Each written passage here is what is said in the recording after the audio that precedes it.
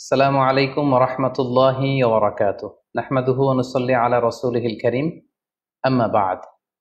সম্মানিত দিনী ভাই এবং বোনেরা, পবিত্র মাহে রমাদান আমাদের একেবারে সন্নিকটে। ইটস নকিং দ্য ডোর।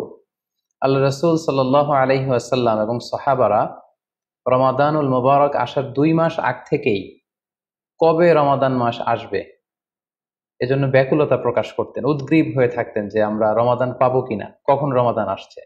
এবং ওনারা পড়তেন আল্লাহুম্মা বারিক লানা ফি রজব ওয়া শাবান ওয়া বাল্লিগনা রমাদান।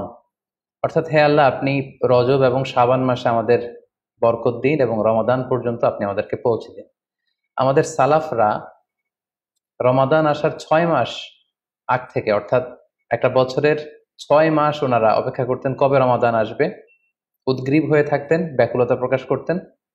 আবার রমাদান মাস চলে যাওয়ার পরে বছরের বাকি ৬টি মাস এ রমাদানে ওনারা যে সমস্ত এবাদত করেছেন সেগুলো আল্লাহ তাআলা কবুল করলো কিনা এ নিয়ে পেরেশানিতে থাকতেন। বাকি ৬ মাস দোয়া করতেন যে আল্লাহ, এই রমাদানে যে সমস্ত এবাদত আমরা করেছি এগুলোকে তুমি কবুল করে নাও। এই পবিত্র মাসে আল্লাহ তাআলা আমাদের আল্লাহ সচেতনতা বৃদ্ধির জন্য এ মাসে আমাদের জন্য সিয়ামকে তিনি ফরজ করেছেন। আল্লাহ তাআলা ইরশাদ করছেন, ইয়া আইয়ুহাল্লাযীনা আমানু কুতিবা আলাইকুমুস সিয়াম কামা কুতিবা আলাল্লাযীনা মিন ক্বাবলিকুম লাআল্লাকুম তাত্তাকুন। অর্থাৎ ওহে বিশ্বাসীরা, সিয়ামকে এ রমাদান মাসে তোমাদের জন্য অবধারিত করা হয়েছে, যেমনি ভাবে তোমাদের পূর্ববর্তীদের উপরও এই সিয়ামকে অবধারিত করা হয়েছিল, যাতে করে তোমরা আল্লাহ সচেতন হতে পারো। এই আয়াত থেকে বোঝা গেল এই পুরো রমাদানুল মুবারকে যে আমরা সিয়াম উদযাপন করি বা সিয়াম পালন করি, এই সিয়াম বা রোজা পালনের মূল উদ্দেশ্য বা প্রাইম অবজেক্টিভ হচ্ছে আল্লাহ সচেতন হওয়া। এই সিয়াম আমাদেরকে আল্লাহ সচেতন বানায়। এই সিয়াম আমাদের মধ্যে এই ফিলিংস, এই ভাবনা, এই চিন্তা বা এই চেতনাটা নিয়ে আসে যে আমরা এটা ভাবতে শুরু করি যে Allah is watching me, Allah is observing me, Allah আমাকে দেখছেন। এই চিন্তাটাকে, এই সেন্সটাকে, এই ফিলিংটাকে ডেভেলপ করার জন্যই আল্লাহ তাআলা এই মাসে সিয়ামকে আমাদের উপর ফার্জ করেছেন, এবং সেটাই আল্লাহ এই আয়াতের শেষাংশে বলছেন লাআল্লাকুম তাত্তাকুন, যাতে করে তোমরা আল্লাহ সচেতন হতে পারো, যাতে করে তোমরা গড কনসিয়াস হতে পারো। আমরা যখন সিয়াম পালন করি আমরা তখন ক্ষুধার্ত, আমরা তৃষ্ণার্ত, ঘরের ভেতরে আমরা চাইলে কেউ নেই, কেউ আমাকে দেখছে না, আমি চাইলেই খেয়ে ফেলতে পারি, আমি চাইলেই কিন্তু পান করে আমার তৃষ্ণা মেটাতে পারি, কিন্তু আমি খাচ্ছিও না, পানও করছি না। কারণ আমি এটা ফিল করি যে কেউ দেখে না কিন্তু আল্লাহ দেখে। পৃথিবীর কেউ আমাকে দেখছে না, দরজা বন্ধ করে, জানালা বন্ধ করে, ফ্রিজ থেকে ঠান্ডা পানি বের করে, শরবত বের করে আমি কিন্তু ঘরের ভেতরে যখন একা একা থাকি আমি খেয়ে আমার তৃষ্ণা নিবারণ করতে পারি। কিন্তু এটা আমরা কেউই করি না, কারণ আমরা ফিল করি যে পৃথিবীর কেউ যদি নাও দেখে, আল্লাহ সুবহানাহু ওয়া তাআলার চোখে কিন্তু আমরা ফাঁকি দিতে পারছি না। হি ইজ ওয়াচিং মি, তিনি আমাদেরকে দেখছেন।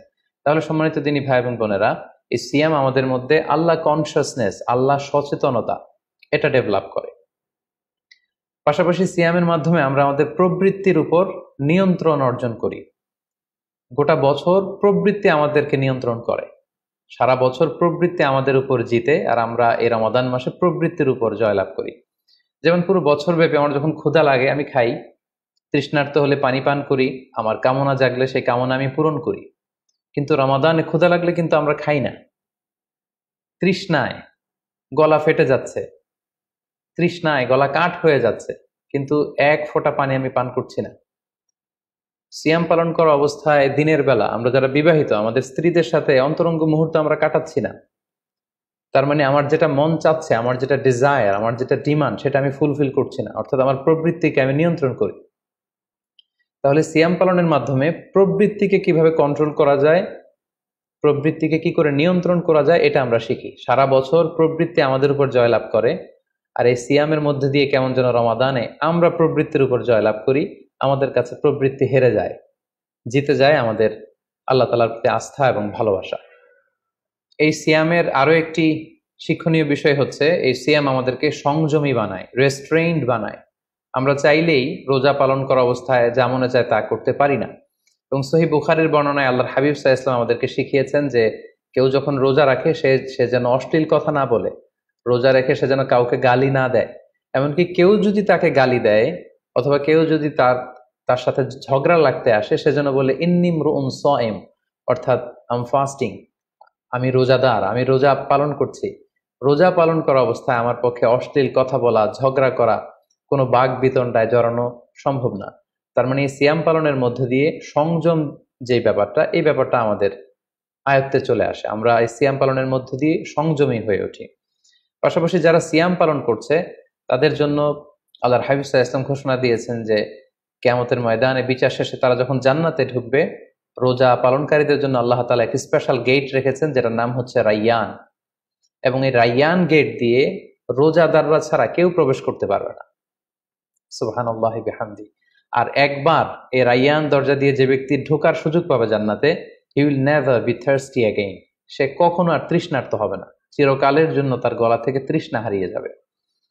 পাশাপাশি আল্লাহ তাআলা ইরশাদ করছেন যে সব আমলগুলোকে সওয়াব বাড়ানো হয় এবং সওয়াবের প্রতিদান বান্দাদেরকে দেয়া হয়, কিন্তু এই সিয়ামের ব্যাপারটা ভিন্ন। এর প্রতিদান আমি আল্লাহ নিজ হাতে দেব। আরেক বর্ণনা এসেছে এই সিয়ামের প্রতিদান আমি নিজেই। আমরা যদি একটু খেয়াল করে দেখি যে রমাদানুল মুবারাকে আমরা যত নেক আমল করছি বা সৎকর্ম করছি, এগুলোর সওয়াবগুলোকে কিন্তু জ্যামিতিক হারে বাড়ানো হয়। দ্য রিওয়ার্ডস অফ আমাল is multiplied in this blessed month of Ramadan. এ মাসে আমরা একটা নফল আবাদত করলে সেটা ফরজের সমান সওয়াব দেওয়া হচ্ছে। একটা ফরজ আবাদত করলে সেটা 70 থেকে 700 গুণ সওয়াব দেওয়া হচ্ছে। এ মাসে উমরা করলে সেটা হজের সমান সওয়াব দেওয়া হচ্ছে। অর্থাৎ অর্থাৎ অন্যান্য মাসে আমরা যদি নেক আমল করি তাহলে সেটার সওয়াবকে বাড়ানো হয় গাণিতিক হারে, কিন্তু এই রমাদানুল মুবারাকে কোনো নেক আমল করলে এর সওয়াবকে বাড়ানো হয় জ্যামিতিক হারে। এটাকে মান্থ অফ স্পেশাল অফার বলা হয়, বিশেষ অফারের মাস। আল্লাহ তাআলা চেয়েছেন যে বিশেষ অফার দিয়ে আমাদেরকে ইবাদতের প্রতি আগ্রহী করে তোলে, আকৃষ্ট করে তোলে। তিনি যেন আমাদের গুনাহগুলোকে ক্ষমা করে দিয়ে আমাদেরকে পাপ মুক্ত বান্দা হিসেবে স্বীকৃতি দিতে পারেন, তার একটা কেমন যেন আয়োজন তিনি করে থাকেন আমাদের জন্য পবিত্র মাহে রমাদানে। এবং এই রমাদানুল মুবারকের প্রতিটি রাতে আল্লাহ তাআলার পক্ষ থেকে একজন বিশেষ আহ্বানকারী ফেরেশতা তারা ডাকতে থাকে আর বলতে থাকে, ইয়া বাগিয়াল খায়রি আকবিল, হে কল্যাণের অভিযাত্রী, হে কল্যাণের পথের যাত্রী, আকবিল প্রসিড, গো অন, আরো সামনে যাও, আরো নেক কাজ করো, আরো ভালো কাজ করো। ইয়া বাগিয়াশ শাররি আকসির, হে পাপের পথের যাত্রী, আকসির স্টপ, থেমে যাও, অনেক হয়েছে, আর না, আর অন্যায়ের দিকে ধাবিত হয়েও না। এটা প্রতি রাতেই, রমাদানের প্রতিটি রাতেই এই আহ্বান করা হয় যে হে কল্যাণের পথের যাত্রী, ভালো কাজ করতে থাকো, হে অকল্যাণের পথের যাত্রী, এখনই থেমে যাও, আর সামনের দিকে আগ বাড়িও না।